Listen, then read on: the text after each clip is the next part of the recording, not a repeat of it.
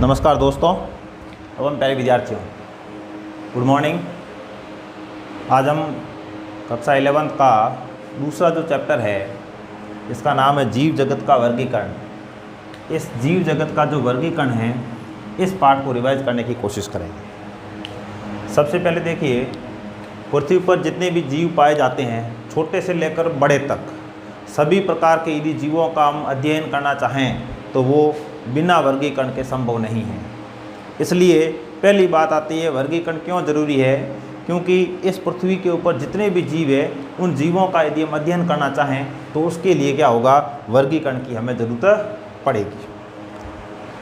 अब वर्गीकरण फिर कैसे करेंगे, तो जितने भी जंतु हैं इनको क्या करेंगे, हम समानता और असमानता के आधार पर अलग अलग वर्गों में बांटेंगे, अलग अलग वर्गों में बांटेंगे और फिर उसका अध्ययन करेंगे। जैसे उदाहरण के लिए जितने भी जंतु हैं उन जंतुओं को मैं एक सिंपल उदाहरण दे रहा हूँ। यदि हम समानता और असमानता के आधार पर अलग अलग करना चाहें तो जितने भी जंतु हैं उनको हम ऐसे अलग कर सकते हैं कि पानी में रहने वाले जंतु, समस्त पानी में रहने वाले हमने अलग कर दिए, इनको हम जलचर कहेंगे।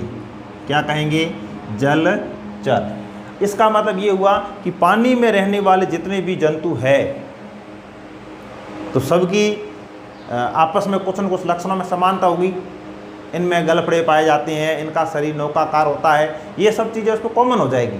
इसी तरह से यदि उड़ने वाले जो जंतु हैं जिनको हम नभचर कहते हैं, उड़ने वाले, यदि उड़ने वाले सभी जंतुओं को हम अलग कर दें तो उनमें सभी जंतुओं में एक विशेष प्रकार का लक्षण पाया जाता है या लक्षणों में समानता पाई जाती है। जैसे सभी में पंख पाए जाते हैं उड़ने के लिए, सभी के अंदर है वो ऐसे चोंच पाई जाती है, तो ये कॉमन लक्षण हो जाएंगे। तो इस तरह से यदि हम समानता और असमानता के आधार पर जीवों को अलग अलग वर्गों में बांटते हैं तो उसी को हम क्या कहेंगे, वर्गीकरण कहेंगे। अब वर्गीकरण में ओनली वर्गों में बांटना ही नहीं है, इन जीवों की पहचान भी इसी में की जाएगी। जीवों की पहचान, फिर उनको समानता और असमानता के आधार पर अलग अलग वर्गों में बांटना, और इसके बाद में इन जीवों का नामकरण भी हम इसी के अंदर पढ़ते हैं। जीवों का नामकरण भी वर्गीकरण के अंतर्गत किया जाता है। और जीव विज्ञान की एक ब्रांच, जीव विज्ञान की एक शाखा जिसका अध्ययन हम पहले पाठ में कर चुके हैं, जीव विज्ञान की एक ब्रांच जिसमें जीवों की पहचान, उनको अलग अलग वर्गों में बांटना और उनके नामकरण का अध्ययन किया जाता है, उसको क्या कहते हैं, उसको वर्गीकी कहा जाता है। क्या कहते हैं? वर्गीकी या वर्गीकरण विज्ञान, जिसे इंग्लिश में टैक्सोनॉमी कहा जाता है। तो अब हम आगे बात करें जीवों को कौन कौन से वर्गों में बांटा गया और किस किस वैज्ञानिकों ने यह काम किया। तो देखिए, यह एक लंबी प्रोसेस है, कई प्रकार के वैज्ञानिकों ने अपने अपने मत दिए और जो अप्रूव्ड मत है उनके बारे में हम डिस्कस करते हैं। सर्वप्रथम यदि हम जीवों के वर्गीकरण की बात करें तो एक वैज्ञानिक है अरस्तु, एरिस्टोटल। अरस्तु वैज्ञानिक का जीव विज्ञान के अंदर बहुत ही बड़ा योगदान है, बहुत ही इम्पोर्टेंट योगदान है, और इन्होंने सर्वप्रथम जीवों को दो भागों में बांटने का प्रयास किया। सर्वप्रथम जीवों का वर्गीकरण प्रस्तुत किया या सबसे पहले जीवों के बारे में अध्ययन किया। इस वजह से अरस्तु को जीव विज्ञान का जनक कहा जाता है। ध्यान रखना, जीव विज्ञान के जनक किसे कहा जाता है? अरस्तु को कहा जाता है। अब इन्होंने, अरस्तु ने है वो सर्वप्रथम जीवों को दो जगत में बांटा। कितने जगत में बांटा? दो जगत में बांटा। एक तो पादप जगत और दूसरा जंतु जगत। पादप जगत और जंतु जगत। जंतु जगत की बात करें तो जितने भी जंतु हैं इनको ब्लड का कलर है या नहीं है उस आधार पे दो वर्गों में बांट दिया, दो भागों में बांट दिया। पहले में आते हैं ऐसे जंतु जिनमें लाल रुधिर पाया जाता है, और दूसरा इनका वर्ग है ऐसे जंतु जिनमें लाल रुधिर नहीं पाया जाता है। तो इस तरह से जंतुओं को रुधिर के आधार पर दो भागों में बांट दिया। अब जो पादप है इनको आकार के आधार पर तीन भागों में बांटा गया। सर्वप्रथम शाक, बिल्कुल छोटे पौधे, झाड़ी, थोड़े बड़े पौधे, और वृक्ष, सबसे बड़े पौधे, लंबे पौधे। तो इस तरह से सर्वप्रथम अरस्तु ने जीवों का वर्गीकरण दिया और दो वर्ग में बांटा। ये पुरानी बात है। उसके बाद में वैज्ञानिक आते हैं कैरोलस लीनियस। इन्होंने भी जीवों को दो भागों में बांटा और एक पद्धति प्रस्तुत की जिसे द्विजगत पद्धति कहा जाता है। क्या कहते हैं? द्विजगत पद्धति। अब इसमें दो जगत है, पादप जगत और जंतु जगत। दो जगत, पादप जगत और जंतु जगत। अब देखिए इसमें पादप जगत के अंदर विभिन्न प्रकार के या सभी पादप आते हैं, पेड़ पौधे आते हैं, और जंतु जगत के अंदर सभी जंतुओं को इसमें शामिल किया गया है। लेकिन जो पौधे होते हैं, हालांकि पौधों का एक इम्पोर्टेंट लक्षण है प्रकाश संश्लेषण की क्रिया करना और सूर्य के प्रकाश की उपस्थिति में भोजन स्वयं बनाना। प्रकाश संश्लेषण की क्रिया इनमें पाई जाती है, इस वजह से जो पेड़ पौधे होते हैं ये उत्पादक कहलाते हैं। लेकिन इसमें पृथ्वी के ऊपर जितने भी पेड़ पौधे हैं प्रकाश संश्लेषण की क्रिया करते हैं। लेकिन कुछ एक पौधे ऐसे हैं जिनमें प्रकाश संश्लेषण की क्रिया को लेकर मतभेद है। और यदि हम जंतुओं की बात करें तो इसमें एक कोशिकीय और बहुकोशिकीय सभी प्रकार के जंतु आते हैं। लेकिन आगे यदि हम वर्गीकरण की ऐसी बात करते हैं तो इसमें बहुकोशिकीय जंतु ज़्यादा है, एक कोशिकीय कम है, और जो एक कोशिकीय जंतु है वह इससे थोड़ी समानता नहीं दर्शाती हैं या असमानता दर्शाते हैं। इसलिए यहाँ पर ये जो एक कोशिकीय जंतु है और इसमें कुछ प्रकाश संश्लेषी ऐसे पौधे हैं जिनमें प्रकाश संश्लेषण की क्रिया से संबंधित मतभेद है। जैसे मान लो रसायन संश्लेषी जीवाणु हो गए, रसायन संश्लेषी जीवाणु, तो वो इसको फॉलो नहीं करते हैं। तो इसके बाद में इस समस्या से निजात दिलाने के लिए एक वैज्ञानिक आते हैं, अर्नेस्ट हैक्कल, या इसको हक्कल भी कहा जाता है। इन्होंने त्रिजगत पद्धति प्रस्तुत की। कितने जगत? त्रिजगत। त्रिजगत का मतलब इन्होंने तीन जगत दिए। अब देखो तीन जगत कौन कौन से दिए? प्रोटिस्टा, प्लांटी और एनिमेलिया। अब ये जो दो जगत है ये तो वही है, प्लांटी का मतलब पादप जगत, एनिमेलिया का मतलब जंतु जगत। लेकिन यहाँ जो ये जंतु एक कोशिकीय थे इनको है वो इसमें डाल दिया, और यहाँ पादप जगत के अंदर भी जो मतभेद वाले जो प्लांट थे वो किस में डाल दिए? प्रोटिस्टा में डाल दिए। तो इस तरह से इन्होंने क्या किया, एक अलग से ही जगत बता दिया, प्रोटिस्टा। तो इसमें एक कोशिकीय जंतु रखे गए और ऐसे पौधे जो प्रकाश संश्लेषण की क्रिया को लेकर मतभेद उत्पन्न करने वाले थे उन सबको इस प्रोटिस्टा में रखा गया। इस तरह से द्विजगत जो पद्धति है वो कैरोलस लीनियस ने दी, और इसके बाद में जो त्रिजगत पद्धति आती है वो अर्नेस्ट हैक्कल ने दी थी। त्रिजगत पद्धति के बाद अब हम बात करेंगे अगली जो पद्धति है, चार जगत पद्धति। ये जो चार जगत पद्धति है ये कोपलैंड नामक वैज्ञानिक ने प्रस्तुत की थी। किसने प्रस्तुत की थी? कोपलैंड नामक वैज्ञानिक ने प्रस्तुत की थी चार जगत पद्धति। अब देखिए इससे पहले हमने द्विजगत और त्रिजगत पद्धति के बारे में बात की थी। त्रिजगत जो पद्धति है उसमें तीन जगत थे। अब तीन जगत कौन कौन से थे? एक हमने बात की थी प्रोटिस्टा, प्लांटी और एनिमेलिया, जो कि त्रिजगत पद्धति है वो अर्नेस्ट हैक्कल नामक वैज्ञानिक ने प्रस्तुत की थी।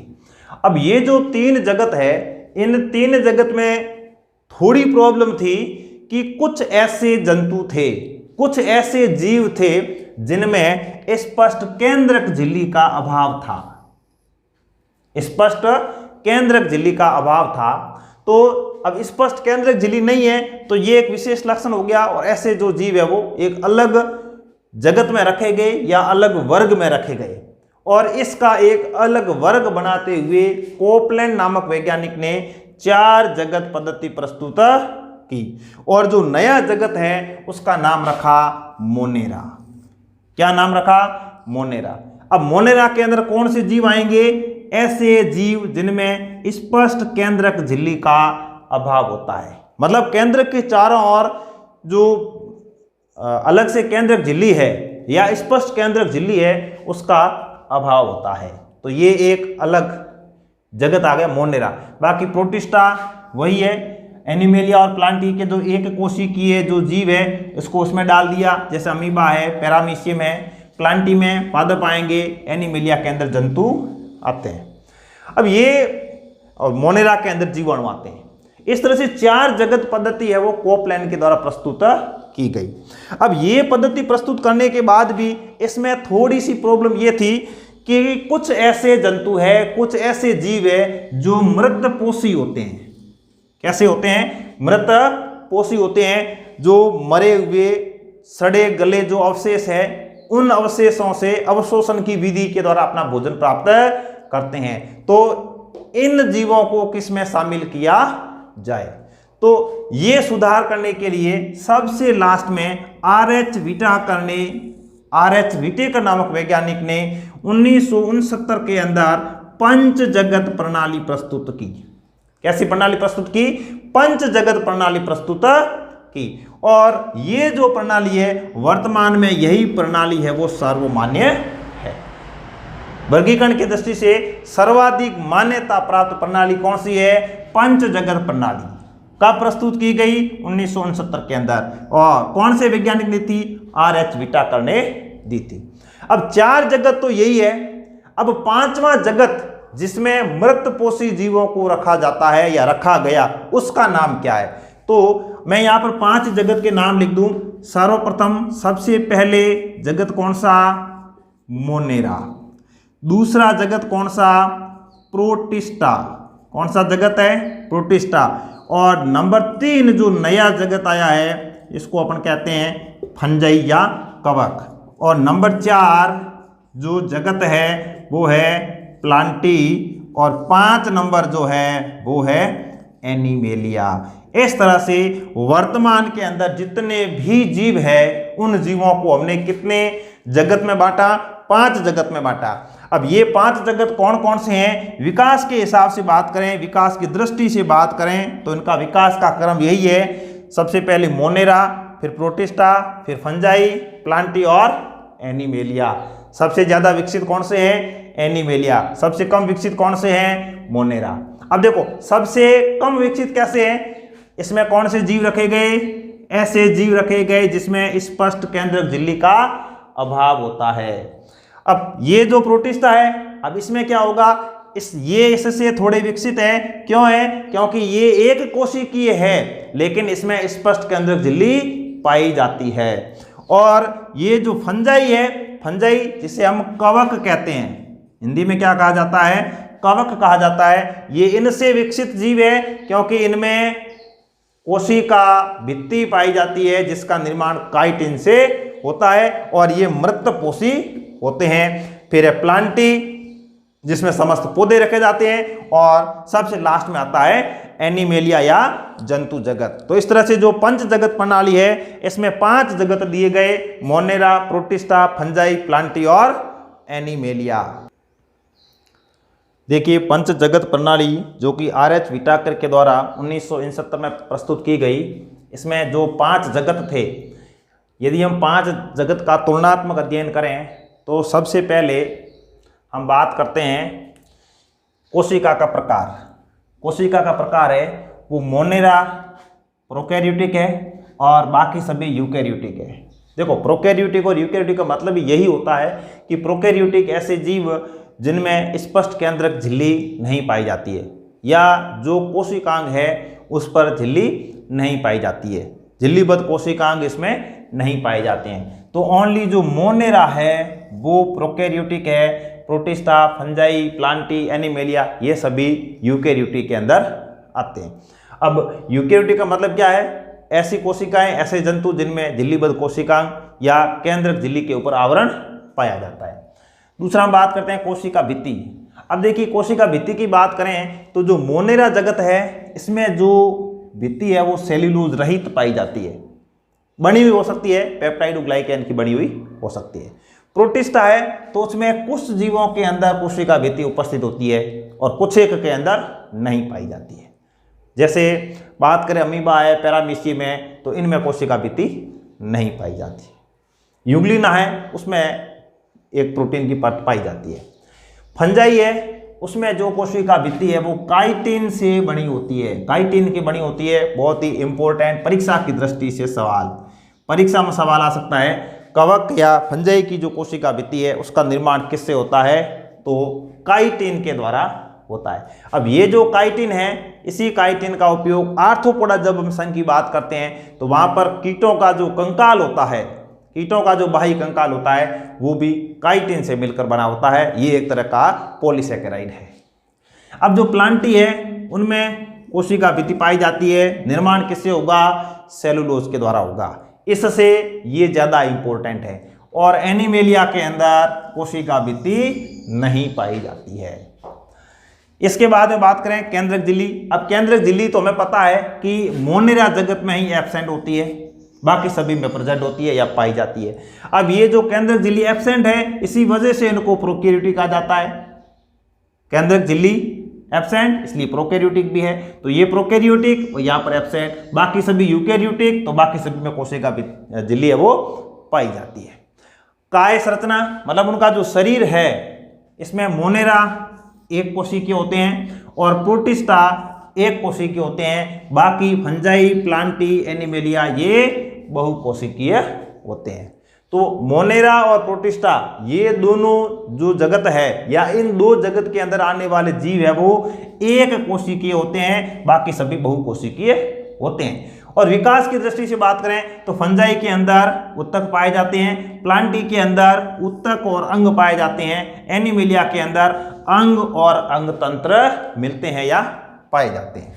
पोषण की दृष्टि से बात करें तो जो मोनेरा जगत है इसके अंदर स्वपोषी और परपोषी दोनों प्रकार के जीव पाए जाते हैं।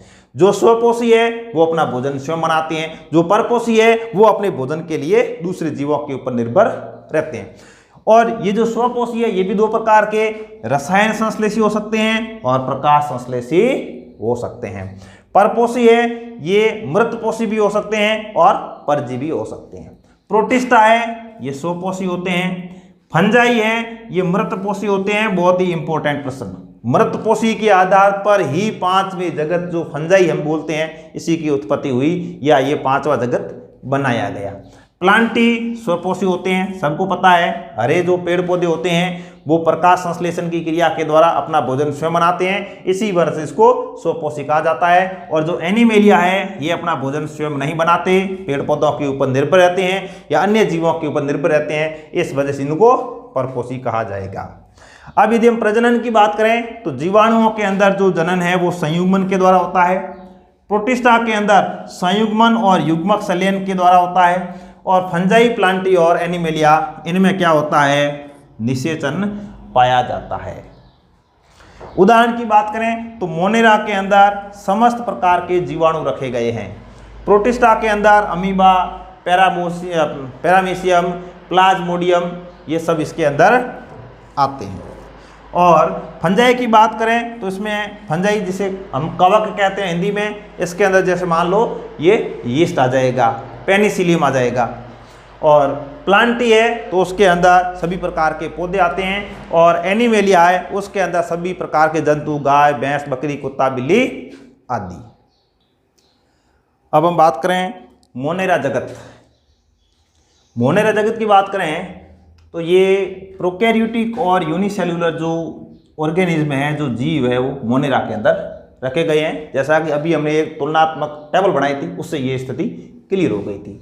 अब मोनेरा जगत के अंदर सामान्यतः जीवाणु रखे गए, सामान्यतः जीवाणुओं को रखा जाता है। और जीवाणु इस पृथ्वी के ऊपर कहें, यहाँ हम ये कह सकते हैं कि विश्वव्यापी है, विश्वव्यापी है। इसका मतलब ये जीवाणु सभी जगह पाए जाते हैं। आप बर्फ में कह दो, पानी में कह दो, गर्म जगह, ठंडी जगह, दलदली क्षेत्र, मतलब कहीं पर भी सब जगह ये पाए जाते हैं। आकार के आधार पर चार प्रकार के होते हैं, गोलाकार, कोमाकार, सर्पिलाकार और छड़ाकार। गोलाकार जिसको अंग्रेजी में कहते हैं कोकाई, कोमाकार विब्रियो, सर्पिलाकार स्पाइरल, छड़ाकार बेसिलस। अब ये देखो ये गोलाकार है, ये कोमाकार है, ये स्पाइरल है और ये छड़ के आकार के जीवाणु। तो आकार के आधार पर जीवाणु है वो चार प्रकार के होते हैं, गोलाकार, कोमाकार, सर्पिलाकार और छड़ाकार। अब जो जीवाणु हैं आकार के आधार पर 4 प्रकार हो गए। इसके अलावा जब हम मोनेरा जगत के वर्गीकरण की बात करते हैं तो इसको 2 वर्गों में बांटा जाता है। एक तो बात करते हैं आद्य बैक्टीरिया और दूसरा हम बाद में बात करेंगे यू बैक्टीरिया।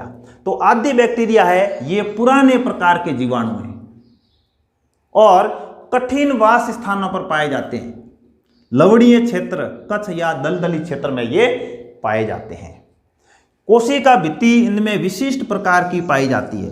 इन बैक्टीरिया के अंदर कोशिका भित्ति विशिष्ट प्रकार की पाई जाती है, जिससे ये बैक्टीरिया प्रतिकूल परिस्थितियों में भी जीवित रह पाते हैं। विशिष्ट प्रकार की कोशिका भित्ति के कारण प्रतिकूल परिस्थितियों के अंदर भी ये जिंदा रह सकते हैं। उदाहरण के लिए जो रूमिनेंट जंतु है, रूमिनेंट का मतलब है जो जुगाली करने वाले जंतु है, रूमिनेंट जंतु है, इन जंतुओं के अंदर जैसे उदाहरण के लिए गाय है तो गाय के गोबर के अंदर ये पाए जाते हैं और इन बैक्टीरिया को मेथेनोजन कहा जाता है।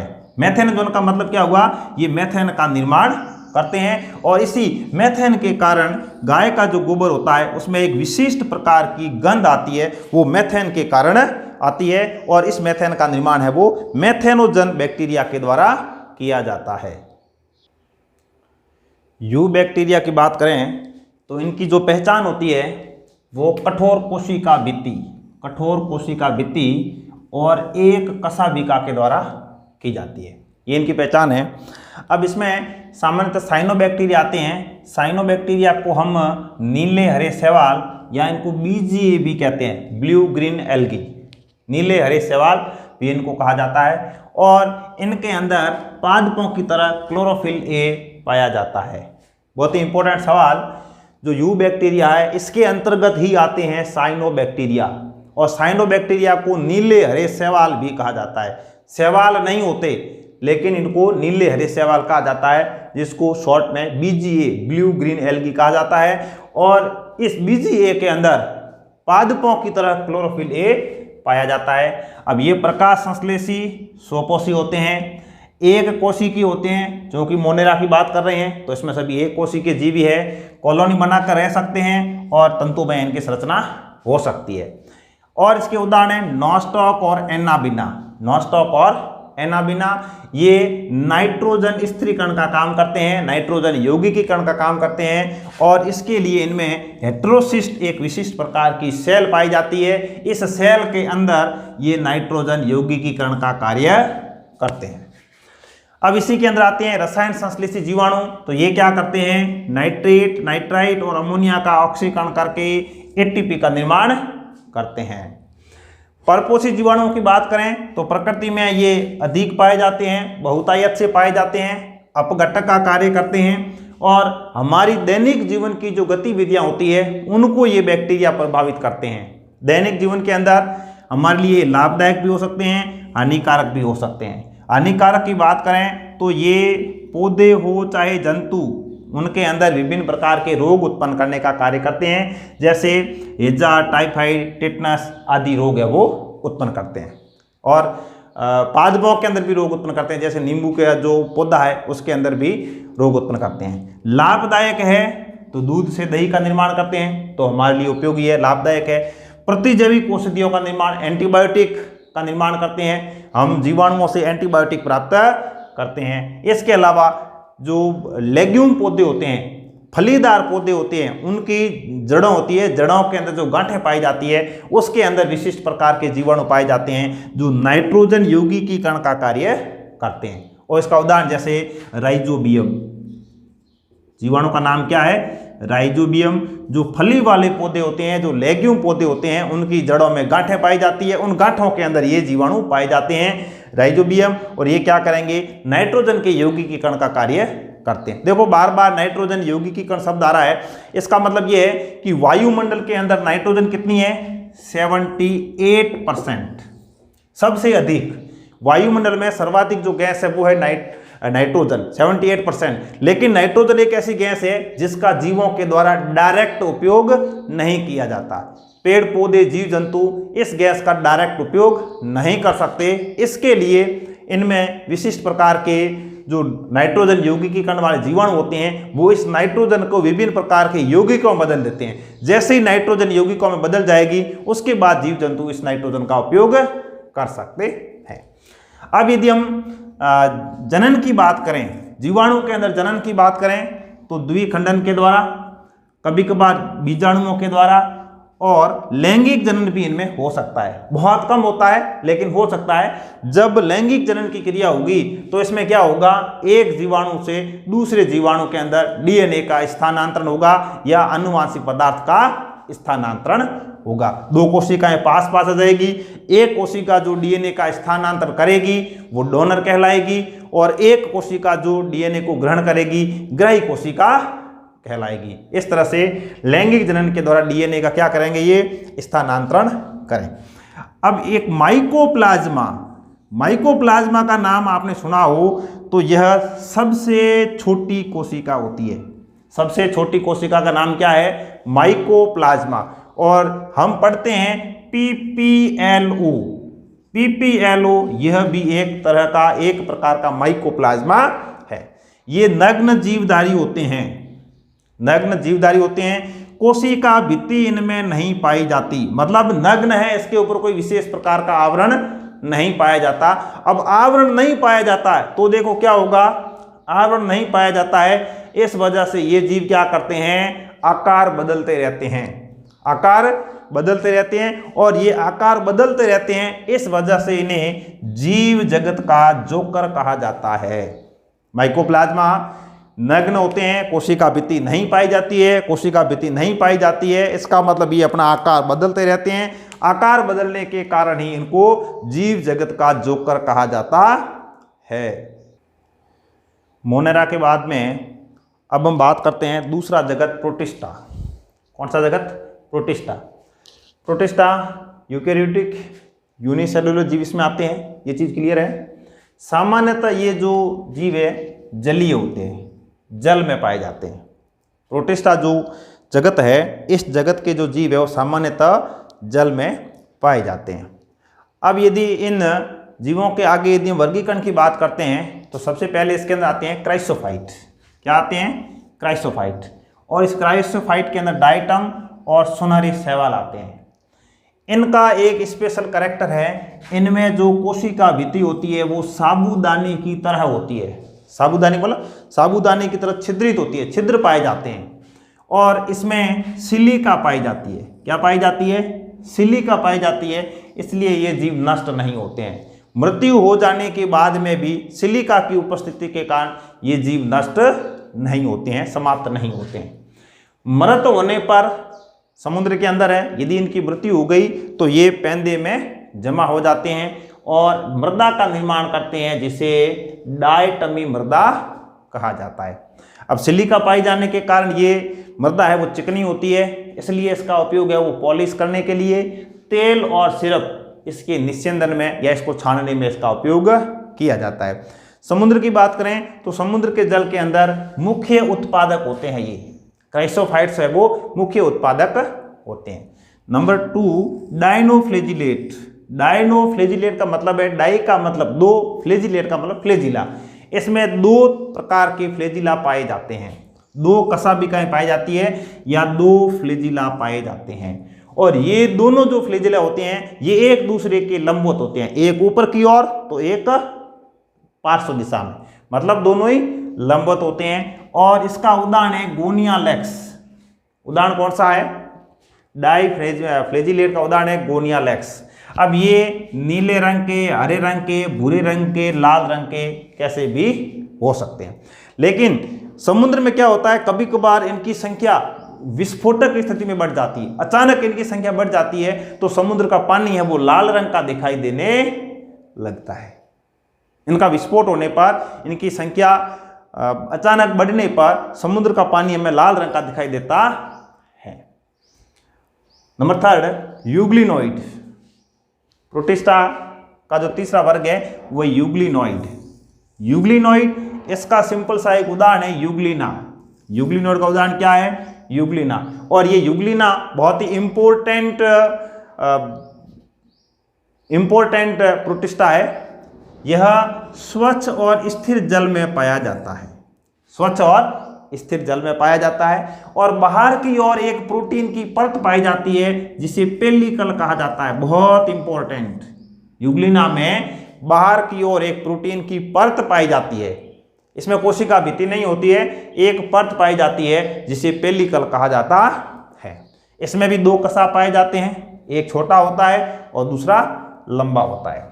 अब देखो इनका स्पेशल गुण है कि सूर्य का प्रकाश यदि अवेलेबल है तो यह युग्लिना स्वपोषी के रूप में काम करेगा। यदि सूर्य का प्रकाश अवेलेबल है तो युग्लिना स्वपोषी के रूप में काम करेगा, और यदि सूर्य का प्रकाश उपलब्ध नहीं है, सूर्य का प्रकाश यदि उपलब्ध नहीं है तो वही युग्लिना परपोषी के रूप में कार्य करेगा। मतलब सूर्य के प्रकाश की उपस्थिति में जो प्रकाश संश्लेषण दर्शाएगा, लेकिन सूर्य का प्रकाश अवेलेबल नहीं है तो यह परपोषी के रूप में कार्य करेगा। इस तरह से इसे एक योजक कड़ी के रूप में जाना जाता है।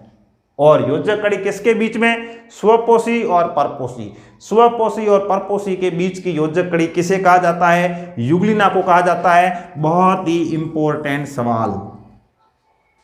स्वपोषी और परपोषी के बीच की योजक कड़ी युग्लिना को कहा जाता है। अब बात करते हैं अवपंक कवक। अवपंक कवक, देखिए हमने जब पंच जगत प्रणाली की बात की थी तो सबसे लास्ट में ये बात निकल के आई थी कि 4 जगत का निर्माण हो गया, मोनेरा, प्रोटिस्टा, प्लांटी और एनिमेलिया। उसके बाद में ये बात निकल कर आई कि जो मृतपोषी है उनको कहाँ रखा जाए। तो जो पंच जगत प्रणाली है उस पंच जगत प्रणाली के अंदर 5वें जगत का निर्माण हुआ जिसको हम फंजाई कहते हैं, कवक कहते हैं। और जितने मृतपोषी थे वो सब उस फंजाई के अंदर या कवक के अंदर रखे गए। लेकिन एक कोशिकीय जो मृतपोषी जीव थे उनको यहां डाला गया। कहां पर? अवपंक कवक और प्रोटिस्टा के अंदर।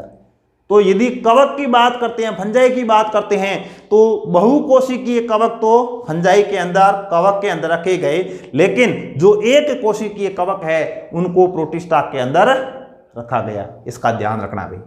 अवपंक कवक, इसमें आभासी कवक और जो मृतपोषी थे, मृतपोषी एक कोशिकीय प्रोटिस्टा को इसमें डाल दिया, अवपंक कवक में डाल दिया। और उसके बाद में आता है प्रोटोजोआ, बहुत ही इंपॉर्टेंट। प्रोटिस्टा के अंदर प्रोटोजोआ। अब ये जो प्रोटोजोआ है इसमें एक कोशिकीय जंतु आते हैं। सबसे पहले हमने बात की 2 जगत की, तो जब 2 जगत प्रणाली प्रस्तुत की गई थी तो उस समय एनिमेलिया के अंदर एक कोशिकीय और बहुकोशिकीय सभी जीवों को एनिमेलिया में रखा गया। लेकिन जब बाद में आगे और जगत बढ़े तो एक कोशिकीय जो जंतु थे उनको इसमें डाल दिया। किसमें? प्रोटोजोआ के अंदर। और प्रोटोजोआ को किसमें डाल दिया? प्रोटिस्टा के अंदर।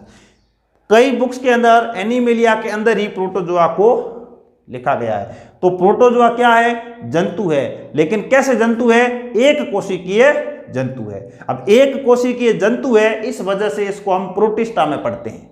और बहुकोशिकीय जो जंतु है उसको हम कहां पढ़ेंगे? एनिमेलिया में पढ़ेंगे।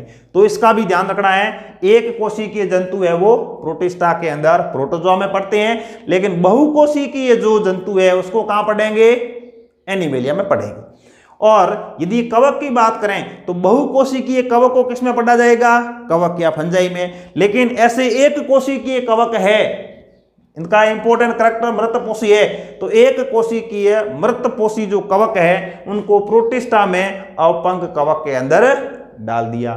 और कुछ ऐसे एक कोशिकीय जंतु है जो स्वपोषी भी है, परपोषी भी है। चूंकि एक कोशिकीय है इसलिए इसको प्रोटिस्टा के अंदर रखा गया। तो ऐसे जो एक कोशिकीय जंतु, एक कोशिकीय कवक, एक कोशिकीय प्लांट जो प्रकाश संश्लेषण दर्शाते हैं, जो प्रकाश संश्लेषण नहीं भी दर्शाते हैं, तो वो सब मिलाकर किसमें डाल दिए गए? प्रोटिस्टा के अंदर डाल दिए गए। तो इस तरह से ये प्रोटिस्टा जो जगत है ये भी बहुत ही ज्यादा इंपॉर्टेंट है। कई छोटे छोटे सवाल एग्जाम की दृष्टि से, नीट की दृष्टि से, बीएससी नर्सिंग की दृष्टि से, प्रयोगशाला सहायक एग्जाम की दृष्टि से, फर्स्ट ग्रेड, सेकंड ग्रेड, इन सभी एग्जाम की दृष्टि से बहुत ही ज्यादा इंपॉर्टेंट यह जो जगत है वो हमारे सामने है। बोर्ड के ऊपर कई छोटे बड़े सवाल इसके ऊपर लिखे गए हैं। अब हम बात करते हैं नेक्स्ट जगत, कवक या फंजाई। फंजाई के बारे में बात करते हैं। तो फंजाई या कवक जो कि मृतपोषी होते हैं, मृतपोषी यूकेरियोटिक और बहुकोशिकीय जीव। इससे पहले हमने दो जगत पढ़े, दोनों जगत की यदि हम बात करें तो जो मोनेरा है वो तो था प्रोकैरियोटिक, जो प्रोटिस्टा था वो था यूकैरियोटिक। लेकिन दोनों ही जगत एक कोशिकीय थे। लेकिन जो ये थर्ड कवक जगत है यह यूकैरियोटिक और बहुकोशिकीय है। तो यूकैरियोटिक बहुकोशिकीय पहला जगत आया है कवक, और इसका इम्पोर्टेंट करैक्टर है मृतपोषी। और यह जो कवक जगत है यह वर्गीकरण में अलग इस आधार पर ही हुआ है, मृतपोषी जीव इसमें आते हैं। और इसका इम्पोर्टेंट करैक्टर है कि इसके अंदर कोशिका भित्ति पाई जाती है, और कोशिका भित्ति का निर्माण काइटिन से होता है। बहुत ही ज़्यादा इम्पोर्टेंट सवाल, यदि कवक जगत में से कोई सवाल बनेगा तो पहला ही क्वेश्चन ये बनता है कि कवक की कोशिका भित्ति का निर्माण किससे होता है। तो कवक की कोशिका भित्ति का निर्माण किससे होता है, काइटिन से होता है। अब देखिए कवक के विभिन्न प्रकार के उदाहरण, जैसे सरसों की पत्तियां हैं उसके ऊपर सफ़ेद रंग के धब्बों का निर्माण होना, बरसात का मौसम है तो जो बाजरे की रोटी है उसके ऊपर एक जाल का निर्माण होना, इसके अलावा बियर बनाने के लिए, पादप और जंतुओं के अंदर विभिन्न प्रकार के रोग उत्पन्न करने के लिए। कहने का मतलब कवक भी हर जगह पाई जाती है। जिस तरह से जीवाणु विश्वव्यापी है उसी प्रकार, जीवाणु जैसे विश्वव्यापी है उसी प्रकार ये जो कवक है यह भी विश्वव्यापी है, पूरे विश्व के अंदर पाई जाती है। कवक सामान्यतः तंतुमय होती है, एक तंतु पाया जाता है, इसको कवक तंतु कहा जाता है। और ये विभिन्न प्रकार के कवक तंतु मिलकर किसका निर्माण करते हैं, कवक जाल का निर्माण करते हैं। लेकिन कवक के अंदर यीस्ट एक अपवाद है, इसका ध्यान रखना है। यीस्ट अपवाद है, हम बात कर रहे हैं बहुकोशिकीय यूकैरियोटिक, लेकिन ये है वो एक कोशिकीय कवक होती है यीस्ट। ये जो यीस्ट है ये मृतजीवी होती है, परपोषी भी होती है और सहजीवी भी हो सकती है। सहजीवी का सबसे अच्छा उदाहरण है लाइकेन। ये जो लाइकेन है, लाइकेन के अंदर कवक प्लस शैवाल ये दोनों पाए जाते हैं। कवक और शैवाल के सहजीवी संबंध को ही क्या कहा जाता है, लाइकेन कहा जाता है। कवक और शैवाल के सहजीवी संबंध को ही लाइकेन कहा जाता है। लाइकेन है इसका मतलब उसमें क्या है, कवक और शैवाल। अब देखिए शैवाल क्या करेगा, अपना भोजन स्वयं बनाएगा। तो शैवाल भोजन का निर्माण करेगा तो खुद भी यूज में लेगा और इस कवक को भी उपलब्ध करवाएगा।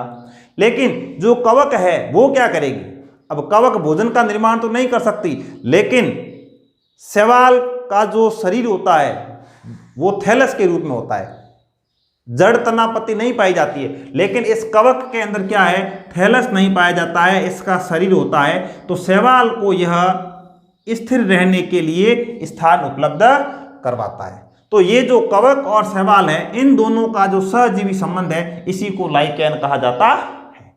अब देखिए जो लाइकेन की हम बात करते हैं, इसके अंदर जो कवक वाला भाग है इसको तो हम कहेंगे कवकांश, और जो शैवाल वाला भाग है इसको शैवालांश कहा जाता है। तो इस तरह से किसका निर्माण होता है, लाइकेन का निर्माण होता है। और यह जो लाइकेन है यह सहजीवी संबंध का एक उदाहरण है।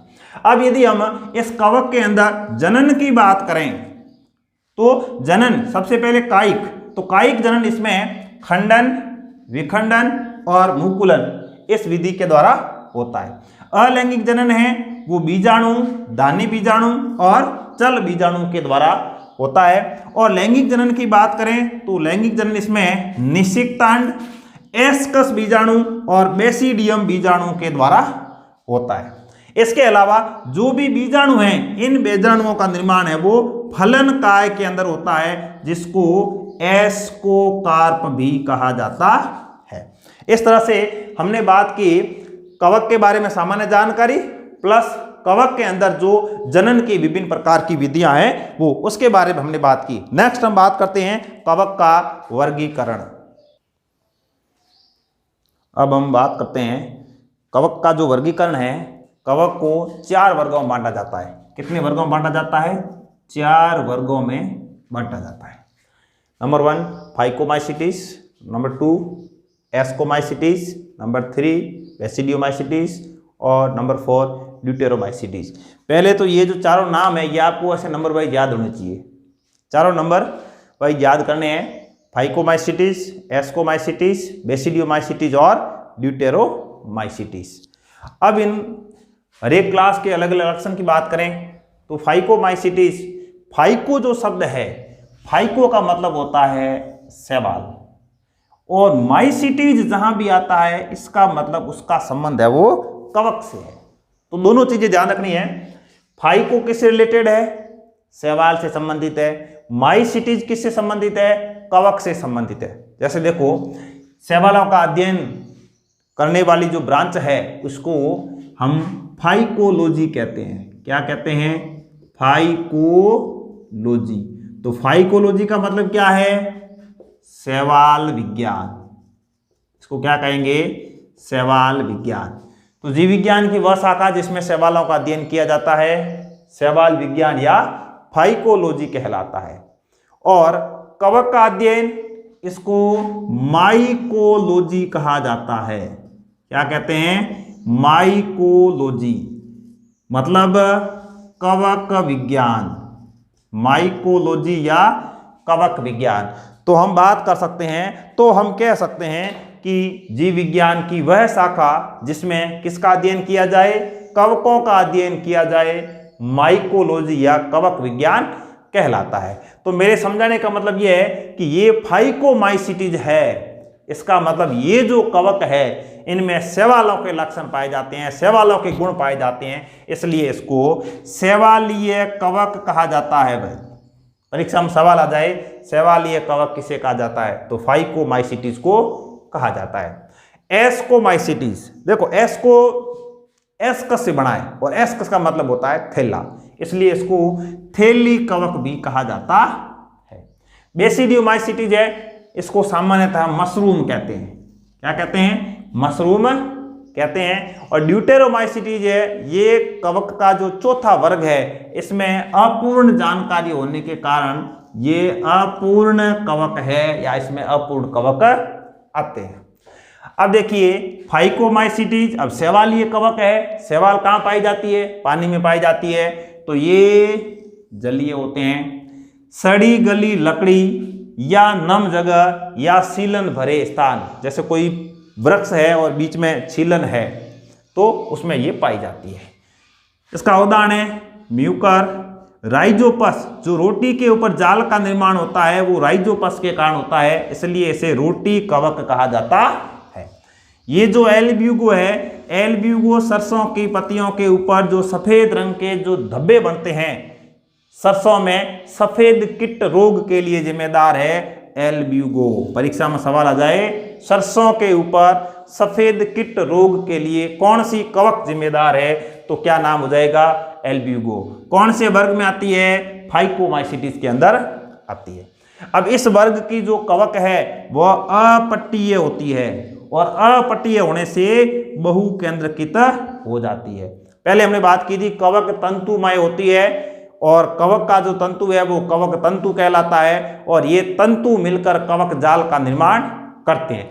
जैसे मान लो ये कोई कवक का तंतु है, ये क्या है? कवक का तंतु है।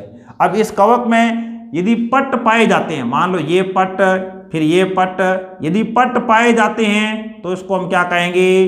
पट्टीय। यदि कवक तंतु के अंदर पट्ट पाए जाते हैं तो इसको हम कहेंगे पट्टीय।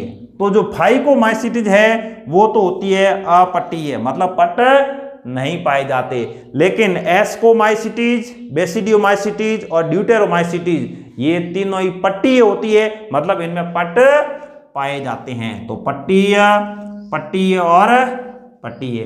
तो आपको याद क्या रखना है कि फाइकोमाइसीट्स है वो अपट्टीय होती है। अब ये पट है तो प्रत्येक पट के अंदर केंद्रक है, तो ये कैसी हो गई कोशिका? ये हो गई एक केंद्रक वाली। जो पट्टीय है वो तो होती है एक केंद्रक वाली। अब ये क्या हो गई? अपट्टीय। अब ये पट नहीं है, तो पूरी कोशिका है वो एक हो गई। अब इसके अंदर पट नहीं है तो केंद्रकों की संख्या ऑटोमेटिक अधिक हो गई, तो बहु केंद्रकित कवक जाल पाया जाता है। अलैंगिक जनन की बात करते हैं तो चल और अचल बीजाणु पाए जाते हैं। चल और अचल बीजाणुओं का निर्माण होता है और ये बीजाणु है वो अंतर्जात होते हैं। लैंगिक जनन है वो युग्माणु के द्वारा होता है। अब एस्कोमाइसिटीज की बात करें तो बहुत ही ज्यादा इंपॉर्टेंट कवक का वर्ग है, इसको थैली कवक कहा जाता है। थैली कवक क्यों कहते हैं? क्योंकि एस्कोमाइसिटीज का निर्माण है वो एस्कस से हुआ है और एस्कस को थैला कहा जाता है या थैली कहते हैं, इसलिए इसको थैली कवक कहा जाता है। जो पहले हमने बात की थी अपवाद की, यीस्ट अपवाद है। कैसे है कि कवक बहुकोशिकीय होती है लेकिन यीस्ट एक कोशिकीय होता है, इसलिए यीस्ट है वो किस में आ रहा है? एस्कोमाइसिटीज के अंदर आता है। और उदाहरण है इसका पेनिसिलियम। देखो जो उदाहरण यहां दे रखे हैं ये उदाहरण एक से बढ़कर एक है, एग्जाम की दृष्टि से बहुत ही ज्यादा इंपॉर्टेंट क्वेश्चन यहां से बनते हैं। पिछले एग्जाम्स के पेपर आप देखते हो, विभिन्न प्रकार के board exams, first grade, second grade, REET level का देख लो, प्रयोगशाला सहायक देख लो, बीएससी नर्सिंग देख लो, मतलब ये छोटे छोटे सवाल इनमें पूछे जाते हैं। और जो छोटे छोटे सवाल आज से पहले पूछे गए हैं मैंने लगभग उन्हीं को यहाँ पर कवर करने की कोशिश की है। तो जो पेनिसिलियम है, अब इसके लिए क्या विशिष्ट बात है? पेनिसिलियम से पेनिसिलिन एंटीबायोटिक प्राप्त की जाती है। सर्वप्रथम अलेक्जेंडर फ्लेमिंग नामक वैज्ञानिक ने पेनिसिलियम नोटेटम से पेनिसिलिन एंटीबायोटिक प्राप्त की थी। तो प्रथम एंटीबायोटिक हमें किससे प्राप्त हुई? इस कवक से प्राप्त हुई। अब ये पट्टीय है और ये शाखित है। अलैंगिक जनन कोनिडिया के द्वारा होता है। यहां भी एक बात याद रखनी है, कोनिडिया बहिर्जात होते हैं। लैंगिक जनन है वो एस्कस बीजाणु के द्वारा होता है, एस्कस अंतर्जात होते हैं। तो बहिर्जात का मतलब बाहर निर्मित होते हैं, अंतर्जात का मतलब अंदर निर्मित होते हैं। और यहां पर लिखा है चल अचल बीजाणु, ये भी अंतर्जात होते हैं। आप तो ये कोनिडिया और इसका ध्यान रखना तो काम चल जाएगा। अलैंगिक जनन किसके द्वारा होता है? कोनिडिया के द्वारा होता है। कोनिडिया बहिर्जात होते हैं। लैंगिक जनन किसके द्वारा होता है? एस्कस के द्वारा होता है। एस्कस अंतर्जात होता है। अब इसका उदाहरण एस्परजिलस, क्लेविकल और बहुत ज्यादा इंपॉर्टेंट उदाहरण न्यूरोस्पोरा।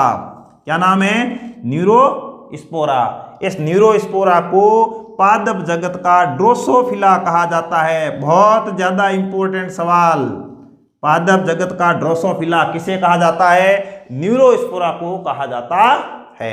अब न्यूरोस्पोरा को ड्रोसोफिला क्यों कहते हैं? क्योंकि प्रयोगशाला में इसका उपयोग है वो सबसे अधिक किया जाता है। तो प्रयोगशाला के अंदर सर्वाधिक उपयोग होने के कारण इस न्यूरोस्पोरा को पादप जगत का ड्रोसोफिला कहा जाता है। थर्ड क्लास की बात करते हैं, बेसिडियोमाइसिटीज, इसको मशरूम कहा जाता है। मिट्टी है, वृक्षों के ठूंठ है, वहां पर पाया जाता है। पट्टी और शाखित होता है। कायिक जनन खंडन के द्वारा होता है और इसमें लैंगिक अंग नहीं होते हैं। लैंगिक जनन के लिए लैंगिक अंग नहीं पाए जाते हैं। और अलैंगिक जनन इसमें बेसिडियोमाइसिटीज है तो बेसिडियम बीजाणु पाए जाते हैं। बेसिडियम बीजाणु पाए जाते हैं। इसका उदाहरण है अगेरिकस। अगेरिकस जिसको हम कहते हैं खुम्बी, खुम्बी जिसकी हम सब्जी बनाते हैं। अस्टिलेगो और पक्सिनिया, ये सभी है वो पादपों के अंदर रोग उत्पन्न करने वाले कवक हैं। अब है ड्यूटेरोमाइसिटीज। अब ड्यूटेरोमाइसिटीज ये कवक का चौथा वर्ग है। इसमें अपूर्ण जानकारी है। ऐसे कवक जिनके बारे में हमें आधी अधूरी जानकारी है वो सब इसमें डाल दिए गए हैं। अब ऐसे जो कवक हैं इनमें लैंगिक प्रवस्था के बारे में हमें जानकारी नहीं है। लैंगिक प्रवस्था की जानकारी नहीं है। उदाहरण है इसका अल्टरनेरिया और ट्राइकोडर्मा। ड्यूटेरोमाइसिटीज के उदाहरण है अल्टरनेरिया और ट्राइकोडर्मा। और ये जो ट्राइकोडर्मा है ये हमारे मनुष्य के अंदर स्किन डिजीज जिसको हम कहते हैं दाद, उसके लिए जिम्मेदार होता है। ट्राइकोडर्मा दाद के लिए जिम्मेदार। हमने 3 जगत के बारे में डिस्कस किया, मोनेरा, प्रोटिस्टा और फंजाई। अब यहाँ पर हम बात कर लेते हैं विषाणु के बारे में या वायरस के बारे में। देखिए जो वायरस होते हैं, ये वायरस सजीव और निर्जीव के बीच की योजक कड़ी होते हैं। सबसे पहला सवाल, सजीव और निर्जीव के बीच की योजक कड़ी, मतलब इसमें सजीव के गुण भी पाए जाते हैं, निर्जीव के गुण भी पाए जाते हैं। जब ये किसी सजीव कोशिका में प्रवेश करेगा तो सजीव के गुण, और जब तक किसी परपोषी कोशिका में प्रवेश नहीं करेगा तब तक निर्जीव के गुण पाए जाते हैं। यह अकोशिक जीव होता है, अकोशिक जीव, कोई कोशिका नहीं होती है। विषाणु का जो अर्थ है, यदि सिंपल भाषा में देखिए, विषाणु का मतलब होता है विषैला तरल पदार्थ, विषैला तरल या विष। वायरस नाम दिया था इवानोव्स्की, वैज्ञानिक का नाम है इवानोव्स्की, इन्होंने वायरस नामकरण दिया था। आनुवांशिक पदार्थ डीएनए या आरएनए पाया जाता है, दोनों एक साथ नहीं पाए जाते। वायरस के अंदर डीएनए या आरएनए आनुवांशिक पदार्थ के रूप में पाए जाते हैं। किसी भी जीव के अंदर, किसी भी वायरस के अंदर दोनों एक साथ आनुवांशिक पदार्थ के रूप में नहीं पाए जाते। सामान्यतः यदि पादप वायरस है तो उसके अंदर सिंगल स्टैंडर्ड आरएनए पाया जाता है, लेकिन यदि जंतु वायरस है तो उसमें डीएनए हो सकता है, आरएनए हो सकता है। डीएनए सिंगल स्टैंडर्ड हो सकता है और डबल स्टैंडर्ड हो सकता है। वायरस है, इसमें चारों ओर एक प्रोटीन का आवरण पाया जाता है। इस प्रोटीन के आवरण को कैप्सिड कहा जाता है, और कैप्सिड की जो इकाई है इसको कैप्सोमियर कहा जाता है। वायरस के ऐसे देखें तब 3 भाग होते हैं, ऊपर शीर्ष का भाग होता है और बीच का भाग होता है, लास्ट में पूंछ भाग भी होता है। तो इसका जो हेड वाला भाग है, हेड वाला भाग, उसका निर्माण है वो प्रोटीन के एक आवरण के द्वारा होता है और उसको हम कैप्सिड कहते हैं, उसकी इकाई को कैप्सोमियर कहा जाता है। विभिन्न प्रकार के रोग, देखिए चेचक वायरस जनित रोग है, इन्फ्लुएंजा, मम्प्स, गलसुआ, मतलब यहाँ से जो गला है यहाँ से सूज जाता है। अब देखो इसमें ये वायरस जनित रोग है, सामान्यतः इसमें होता क्या है कि जो लार ग्रंथि हमारे शरीर में या मनुष्य के अंदर 3 जोड़ी लार ग्रंथियां पाई जाती है, जो अद्धोजीवा, अद्धोजंभ और एक तीसरी होती है पैरोटिड, जो कान के नीचे पाई जाती है। तो वायरस के संक्रमण से क्या होगा, ये जो इस ग्रंथि में क्या होती है, सूजन आ जाती है। इसी को हम मम्प्स या गलसुआ के नाम से जानते हैं। और एड्स के बारे में हमें काफ़ी कुछ जानकारी है। तो ये रोग है वो वायरस जनित रोग है। और सामान्यतः जो जुकाम होता है, सामान्य जुकाम, ये सामान्य जुकाम भी वायरस जनित रोग होता है। अब बात करें विरोइड, छोटा सा शब्द है विरोइड। तो विरोइड क्या होते हैं, ये आरएनए के खंड होते हैं, छोटे आरएनए के खंड होते हैं, लेकिन इसके ऊपर किसी भी प्रकार का आवरण नहीं पाया जाता है, तो उसको हम क्या कहेंगे, विरोइड कहेंगे। छोटे आरएनए खंड जिसके ऊपर प्रोटीन का आवरण नहीं पाया जाता है, विरोइड कहलाते हैं। नग्न अवस्था में होने के कारण इसको हम नग्न वायरस भी कह सकते हैं। बात करते हैं लाइकेन के बारे में, थोड़ी बहुत बात हमने पहले भी की है। कवक और शैवाल, इनका जो सहजीवी संबंध है, इसको हम क्या कहेंगे, लाइकेन कहेंगे। अब लाइकेन के अंदर कवक और शैवाल दोनों पाए जाते हैं, दोनों का सहजीवी संबंध पाया जाता है। सहजीवी संबंध का मतलब है साथ साथ रहना, दोनों साथ साथ रहते हैं और एक दूसरे की मदद करते हैं, हेल्प करते हैं। जैसे ये कवक और ये शैवाल। अब कवक का जो अंश है उसको कवकांश कहा जाता है, शैवाल का जो अंश है उसको शैवालांश कहा जाता है। अब शैवालांश है, शैवाल क्या करेगा, भोजन का निर्माण करेगा, तो खुद भी काम में लेगा और इसको भी उपलब्ध करवाएगा।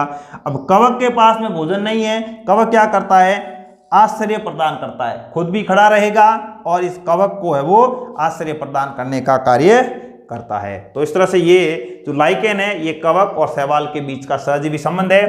अब ये जो लाइकेन है, ये प्रदूषण के अच्छे संकेतक होते हैं। प्रदूषण के बारे में हमें जानकारी देते हैं, जहां पर प्रदूषण अधिक होगा वहां पर ये नहीं उगते हैं। तो इस तरह से हमें प्रदूषण की जानकारी देते हैं। सामान्यतः यह SO2 सल्फर डाइऑक्साइड गैस है, इसके प्रति ये अधिक संवेदनशील होते हैं। तो देखिए बच्चों, आज हमने इस वीडियो के माध्यम से कक्षा जो 11th है उसका दूसरा चैप्टर है जीव जगत का वर्गीकरण, बहुत ही इंपॉर्टेंट चैप्टर है, हर एग्जाम की दृष्टि से बहुत ही ज़्यादा इंपॉर्टेंट है। और इसका रिवीजन हमने क्विक रिवीजन बहुत ही कम समय में करने का प्रयास किया। तो आप सभी विद्यार्थी इस पार्ट को रिवाइज करें और इस वीडियो को अधिक से अधिक लाइक करें और अपने फ्रेंड तक शेयर करें, ताकि जो जानकारी आपको बहुत कम समय में मिल रही है वह जानकारी आप अपने दोस्तों तक भी पहुंचा दें, ताकि वो भी यह ज्ञान ग्रहण करें।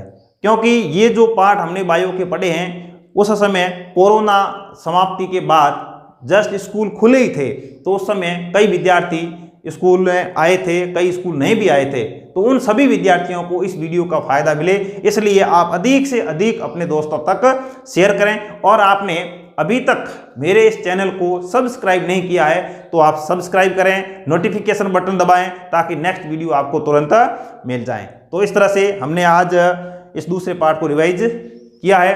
आज की क्लास में बस इतना ही। धन्यवाद।